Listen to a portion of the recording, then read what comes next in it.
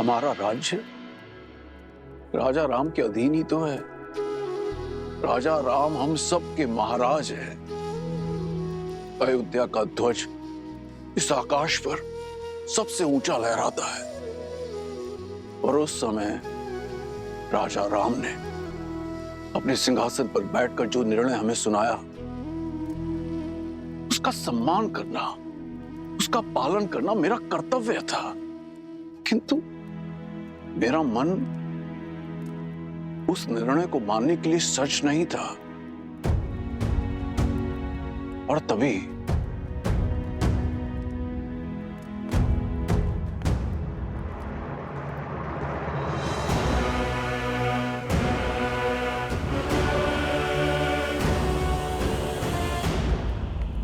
पुत्री सीता ने मुझे यह पत्र भेजा था जो उसने अयोध्या छोड़ते समय लिखा था।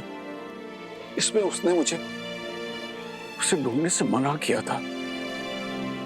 यह भी लिखा है कि यह निर्णय उसका अपना है और मैं अपने राजा श्री राम राज्य की कल्पना के विरुद्ध ना जाऊं। मुझे स्वयं पर जितनी गिलानी है उससे कहीं अधिक अपनी पुत्री सीता पर गर्व है। उसने जो कुछ भी किया समाज कल्याण के लिए किया। मेरे हाथ बांधकर उसने समाज के हर पुरुष को स्त्रियों के विरुद्ध विकट विचारों से मुक्त कर दिया। मैं अपनी भूल स्वीकारता हूं। एक पिता होकर भी मैं अपनी पुत्री को ढूंढ न सका, उसके कष्ट ना हर सका। और इस कारण मैं तुम दोनों का अपराधी भी हूं। मुझे क्षमा कर दो, क्षमा कर दो मुझे।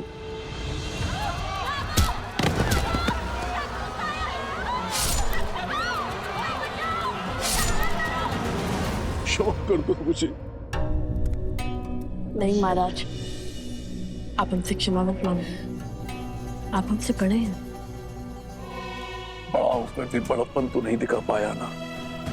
यदि मैंने अपनी पुत्री को ढूंढने का प्रयत्न किया होता तो मुझे ये तो ज्ञात होता कि मेरे दो नाती और भी हैं।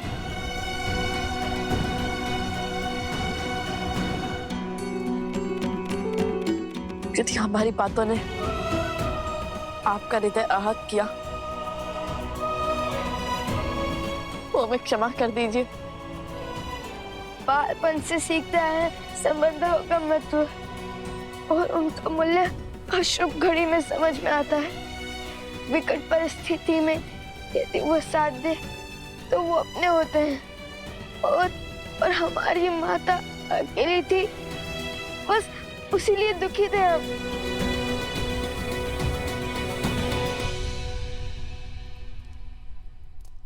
आंसू पोछिए नाना श्री।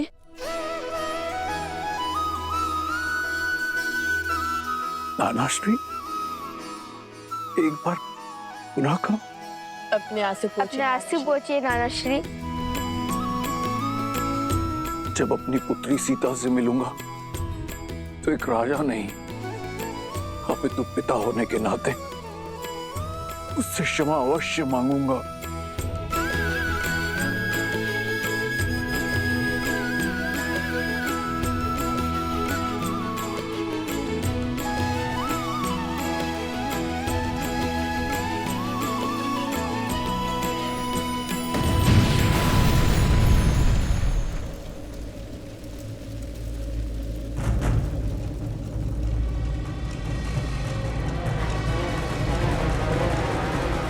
राम और सीता के पुत्र अयोध्या के लवकुश कहाँ है?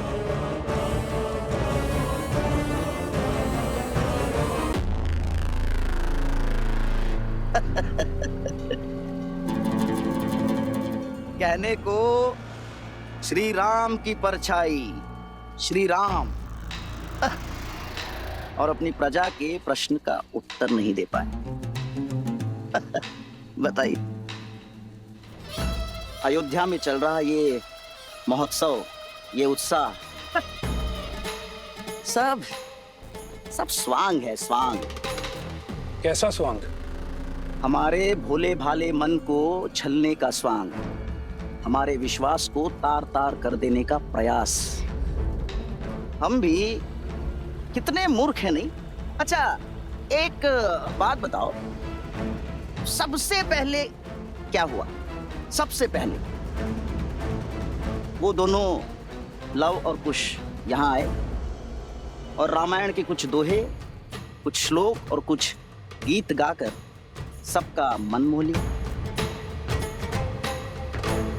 और फिर स्वयं को राम भक्त कहने वाले लवकुश ने अश्वमेध के अश्व को रोका, अपने बाणों से सबको मूर्छित किया, और तो और श्री राम से भी युद्ध किया। और सोचो, जिनसे रावण ना जीत पाया वो श्री राम लवकुश के सामने कुछ न कर सके।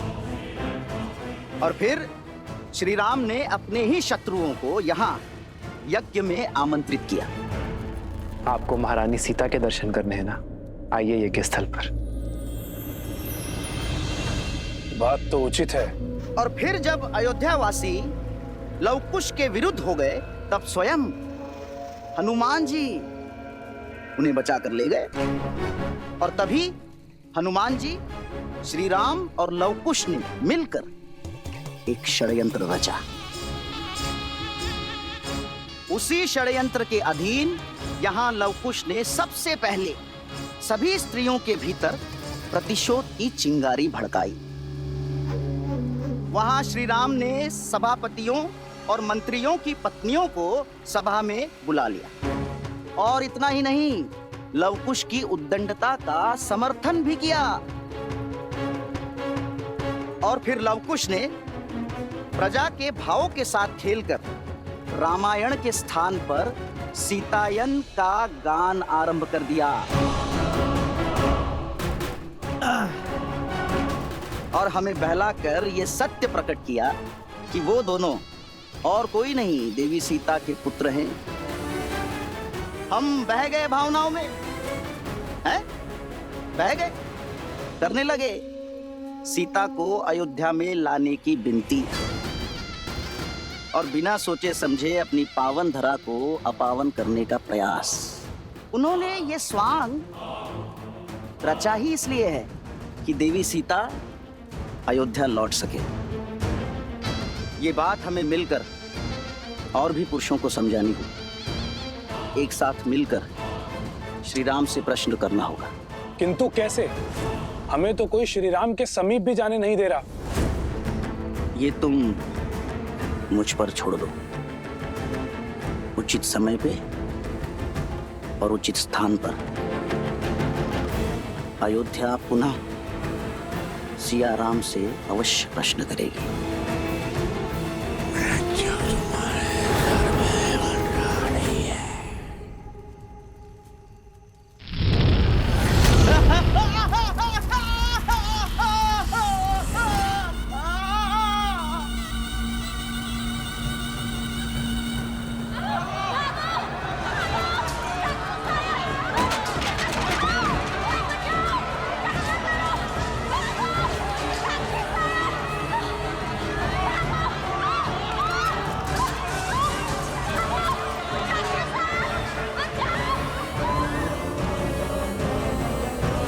अयोध्या के लवकुश बाहर आओ।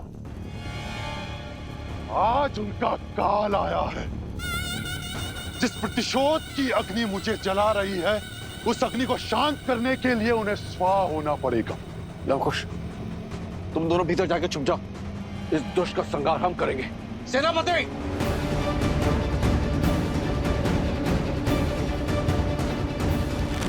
नहीं नाना श्री,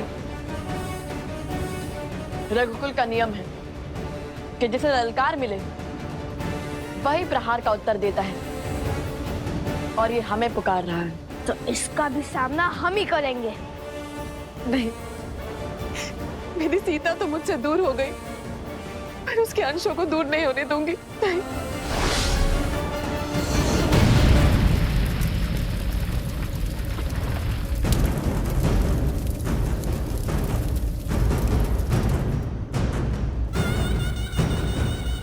मेरे साथ कक्ष में चलो चलो। नहीं नानी माँ, आप भूल गई हम सिया के और रघुकुल के राम के पुत्र हैं। हमें कुछ नहीं हो सकता। ये हमारा एक रघुवंशी का वचन है कि हम सुरक्षित लौटेंगे, और वो भी उस असुर का सर्वनाश करके।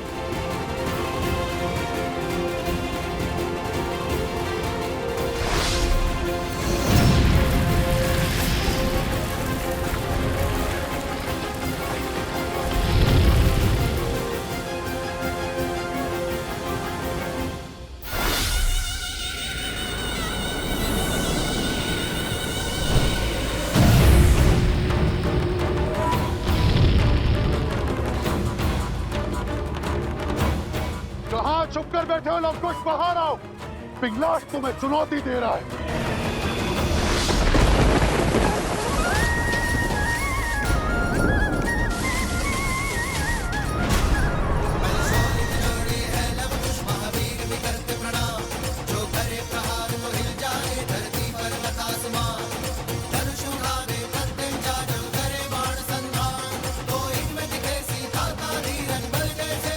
लव कुश तुम्हारे समक्ष है, हम पर प्रहार करो।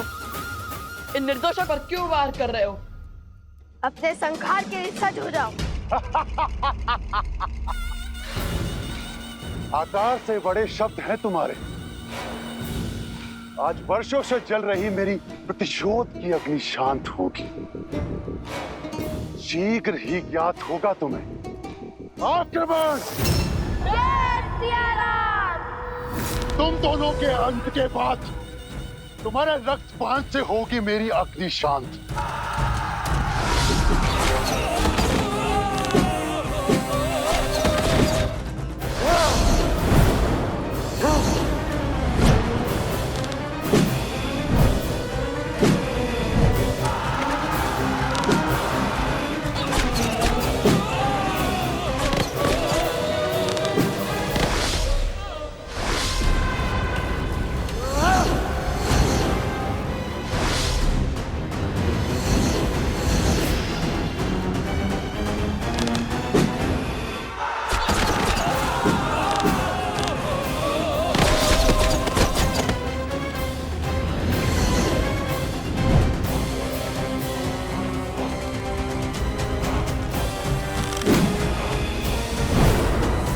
ये प्रतिशोध की कैसी अग्नि है पिंगलाक्ष, जिसमें तुम अपने ही लोगों को बलि चढ़ाए जा रहे हो?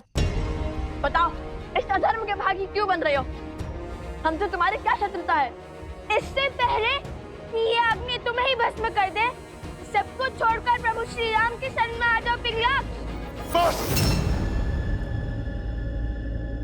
सेना हर ओर से आक्रमण करो, आगे बढ़ो।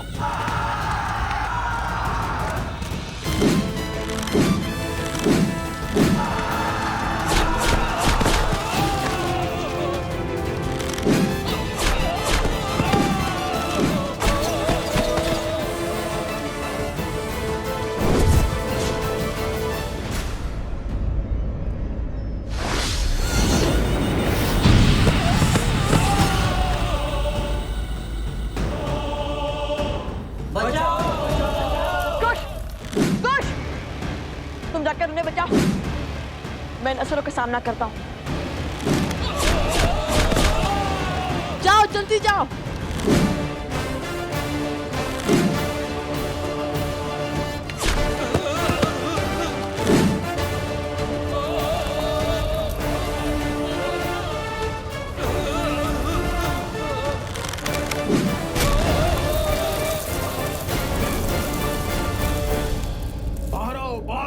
सब लोग बाहर आइए, इस ओर चलिए। शीघ्र कीजिए सैनिकों, शीघ्र कीजिए। जब दो हिरण को एक साथ अखेट करना कठिन होता है, तो उन्हें एक दूसरे से दूर कर अकेला करना ही उचित होता है।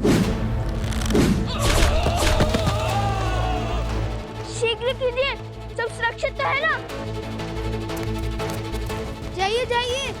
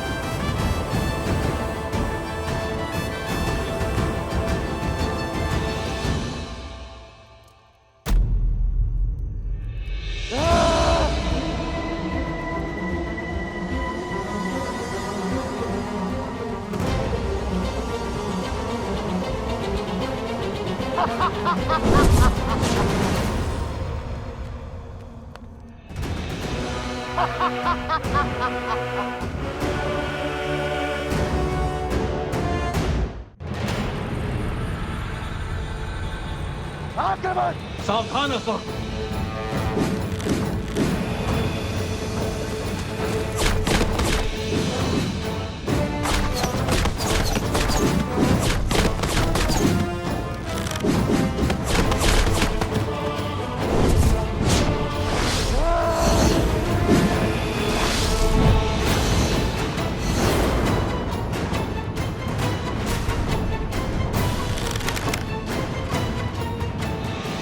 जलास्त्र।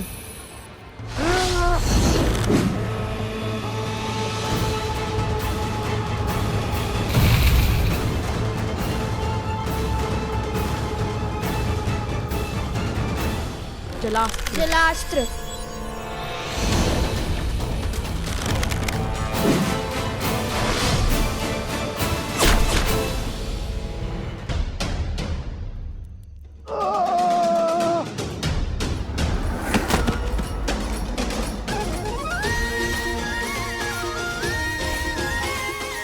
सियाराम के लव कुश से टकराने चले थे। चख लिया ना पराजय का स्वाद।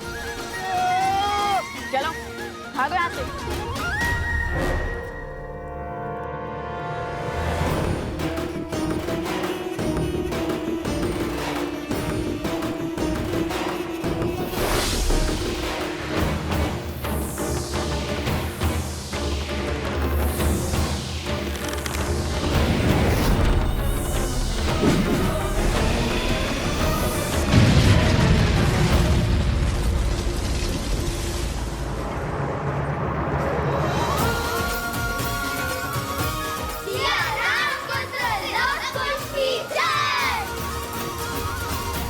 कौन था ये? और भला हमें क्यों मारना चाहता? और वो भी तब जब माता पुनः अयोध्या लौट रही है।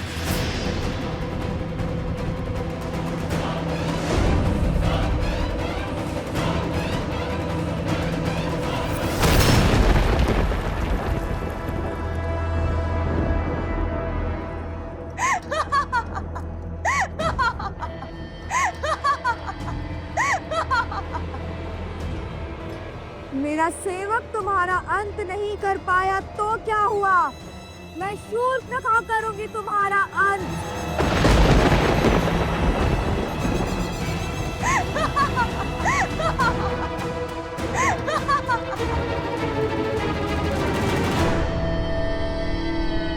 मेरा सेवक तुम्हारा अंत नहीं कर पाया तो क्या हुआ? मैं शूर्पणखा करूंगी तुम्हारा संहार।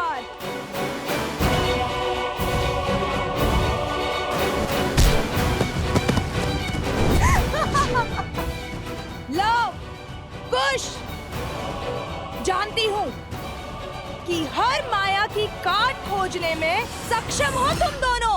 तो तुम हो जिसने हमें पहले भी मारने का प्रयास किया था, और हमने पहले भी तुम्हारे प्रयास को विफल किया था। तुम्हारे कारण मेरे भाई के प्राण संकट में पड़े हैं।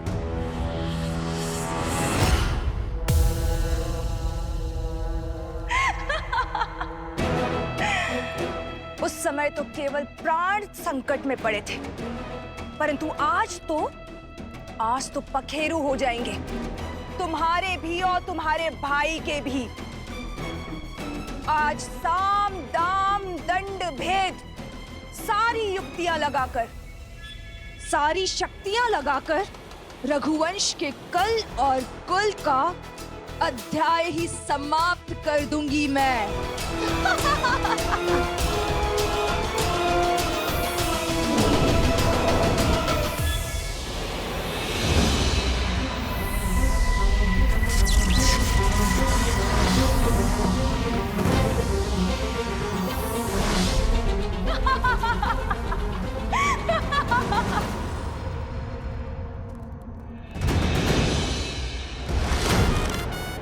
सावधान शूर्पणखा, स्त्री पर वार करना रघुकुल की मर्यादा का संघार है। रोक दो ये दुस्साहस, अन्यथा कहीं हमें भी काका श्री लक्ष्मण की भांति उनके पद चिन्हों पर न चलना पड़ जाए। उदंडी बालक,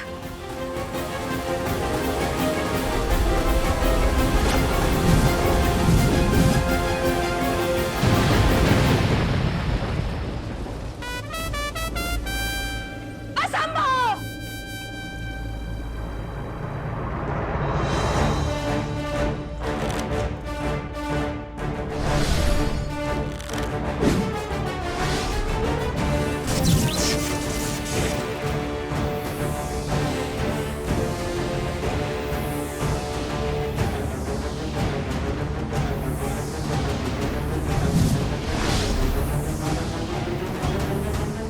तुम्हारे हर मायाजाल का अंत हुआ शूर्पणखा। अब तुम कोई खेल नहीं खेल सकती, कोई स्वाद नहीं रच सकती।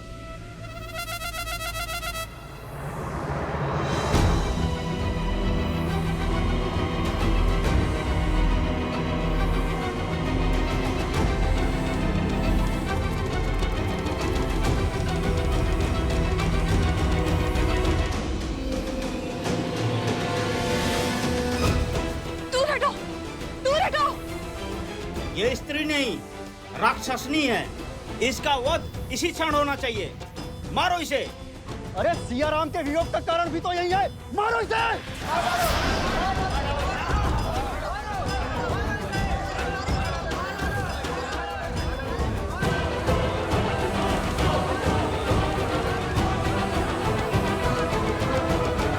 मारो इसे। नहीं, माना कि एक राक्षसी है, किंतु है तो एक स्त्री ही ना, एक माता ही ना। धरती पर प्राण देने वाली स्त्री का मन कोमल होता है, उसका मन सबसे विशाल होता है, जो स्वयं असहनीय पीड़ा सहकर अपने संतान को जीवन दान देती है। और स्त्री का वध वेदों में, शास्त्रों में जघन्य अपराध माना गया है। आप ज्ञान के केंद्र मिथिला की प्रजा हैं और धर्म की रक्षक मैथिली के प्रिय हैं। आप इस पाप के भागी मत बनिए और मेरी मानिए, इसे जाने दीजिए। महाराज जनक की पावन धरा पर एक स्त्री का रक्त बहाना शुभ नहीं होगा। लवकुश का कथन उचित है। प्रकृति कुकर्म का दंड स्वयं देती है और इसे भी इसके कुकर्म का दंड अवश्य मिलेगा। जाने दो इसे।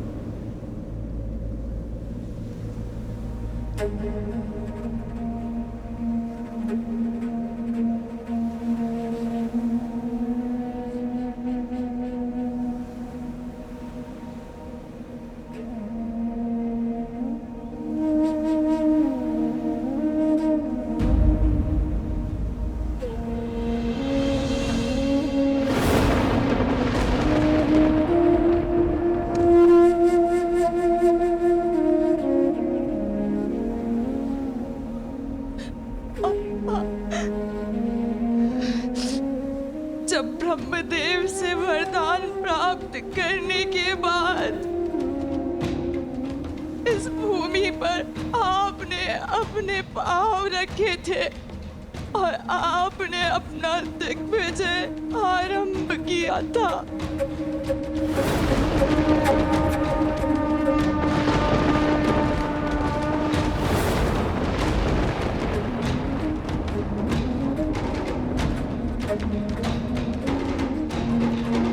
आप मेरे सुख के साथी बने भैया, और मैं आपके काल का कारण बन गई भैया, कारण बन गई। मेरी एक इच्छा की वजह से सब कुछ तबाह हो गया। मैंने अथक प्रयास किए, परंतु मैं जीत नहीं पाई। सत्य कहा था सीता ने कि राम और सीता को पृथक करना असंभव है, और जिसने भी चेष्टा की वो काल का ग्रास बन गया भैया।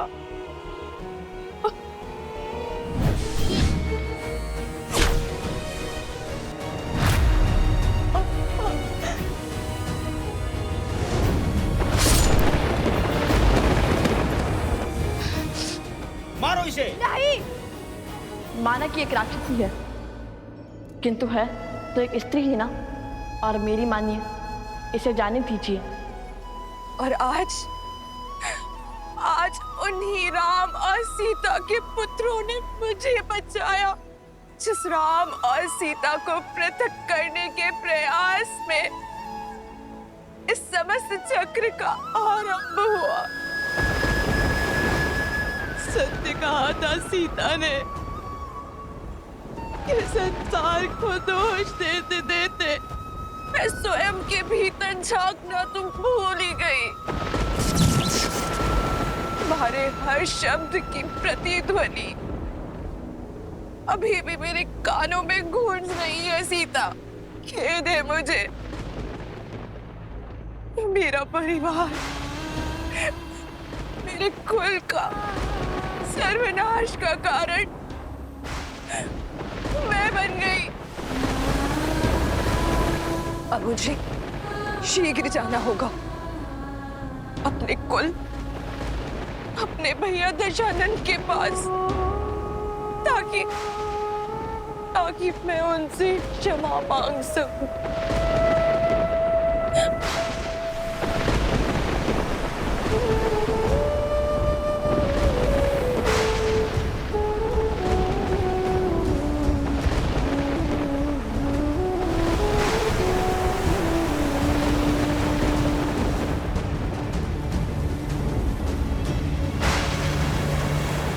जय श्री राम। भज मन राम नाम सुखदाई, भज मन राम नाम सुखदाई।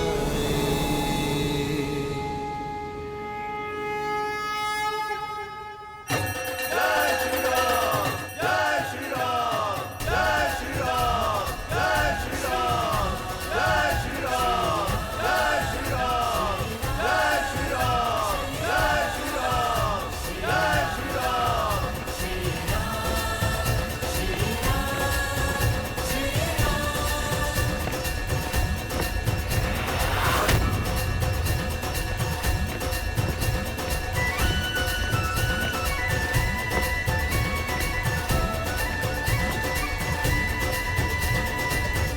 अब तो देवी सीता के लिए महारानी के राजवस्त्र और मुकुट भी जा रहा है।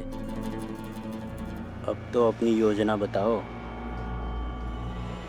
अनेक और धीरज रखो मित्र, कुछ ही क्षणों में उचित समय हमारे समक्ष होगा।